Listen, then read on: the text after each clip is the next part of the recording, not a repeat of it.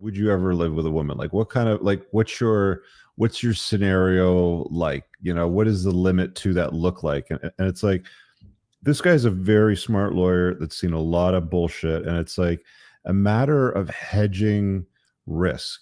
And it's like, why, like, if you write a prenup, you're writing a prenup because you're living together to try to protect your assets if the knot were to untie. How about just not entering that disgustingly brutal place, but just not living with her and living separately, right? And then you don't have to intermingle and intertwine and create all these like, again, you can love a woman and not live with her. And I don't know why that's so hard for guys to get. I get it, you know, religion, I get it, you know, culture. Sure, everybody tells you just go get married. Cristiano Ronaldo today, he posted a photograph of him and his kid's mom with his trophy. And it's funny because when you look at the comments, everybody's like, "Oh, she's a real trophy. You need to marry her," because he's not married his kid's mom. And it's like, right, this guy is like one of the best footballers on the planet, and he's figured out that it's stupid to invite the state into his life. But he has children with a woman. He takes care of her. She's there in the photograph, you know, with a trophy for, you know, for social media, blah, blah, blah. It's like, women want you to do shit and they want you to stop doing shit. And just because they want you to do shit or stop doing shit doesn't mean that you do that shit. You understand what I'm saying? Right? Huge. Sometimes the very thing that's good for her and the relationship is not giving her what she wants or stopping doing what she wants you to stop doing. And you are the guy. You need to fucking set the boundaries and distinguish the differences and just say, this is the way it's going to be. I love you, babe, but this is the way it's going to be. And it shouldn't take much more than just that. But guys, you know, you're going to keep getting married. You're going to keep getting divorced. You know, there's guys that'll come in and read all this shit and have the conversations, and they'll just march in the slaughterhouse and do it anyway. And then you don't hear from them ever again because they go wife up a single mom that used to be a stripper or some shit. It's a fucking story. It's like a new story every other month, man. There's always some guy that gets red pilled, fucks up his life, goes on a good trajectory, and is like, fuck it, I'm going to go back over here and wrestle alligators. Nosedive. Yeah. I wish we were lying. Like, I wish this didn't happen, but you laugh because they're so ridiculous, because you can't make them up. These are actually stories and things that have happened that we've seen. I don't know what to tell you guys. Well, speaking of I'm glad this is the next one, because, you know, when I was talking about GBD and how do you know, and this is a perfect segue into this next one. Now, we talked about this on the generals a little bit, and now this is kind of becoming SOU lore a little bit. Now, okay. The quick story, and the reason I have no problem talking about this is because this guy posted this question.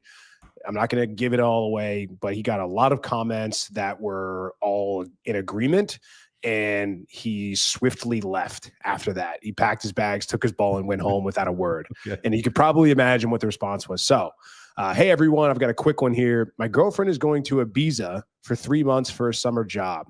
She works in luxury sales. I know he's already laughing. I somehow predict betrayal, but she has shown genuine burning desire in every possible way the last 6 months of dating. What would you do?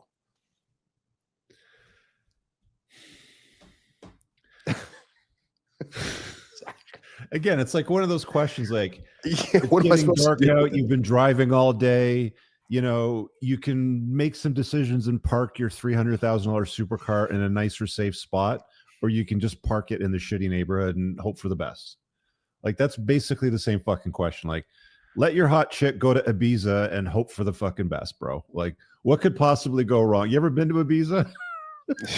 My God. Yeah, this one was tough, man. Because again, it's like, how do you didn't tell us what she did to go GBD? A woman with GBD doesn't piss off to Ibiza, which is, especially during tourist month, which is like the nightclub party capital of sex, drug capital of the world. Oh, it's about, and she's going to be doing luxury sales. So who's going to be the kind of guy she's going to be around? Luxury sales. What does she sell? Yachts. Gotta be, right? For a summer thing, maybe it's yachts, maybe it's bags, watches, who knows? But luxury sales means she's gonna be dealing with high class dudes, high status dudes, and you're gonna be sitting at home. I grew up with some guys here that went to school, and then they went to go work in London, and then they worked in Credit Suisse for Boston and derivatives and hedge funds and shit like that. And most of them ended up in Ibiza. and they're all the luxury sales customers. And these guys are savages, man. They're literal savages. Like they're not gamers. They just have so much money and so much swagger to them. It's like women are not a challenge to them whatsoever. Like women just throw themselves at guys like these luxury sales dudes. It's over for this guy. It's over. Yeah. And that, thankfully, was the vast majority of the advice, but couldn't take it. I mean, look, like, and here's the worst part about this. This is a guy who, or you can tell he knows better, because he put in here, I somehow predict betrayal. Yeah. You already knew. He already knows it's going to happen. You already know what's going to happen. That little voice in your head is screaming at you that this is a bad idea, that this is going to go terribly wrong for you. She is going to go run around with high status hot dudes for the entire summer, partying on yachts, being in clubs.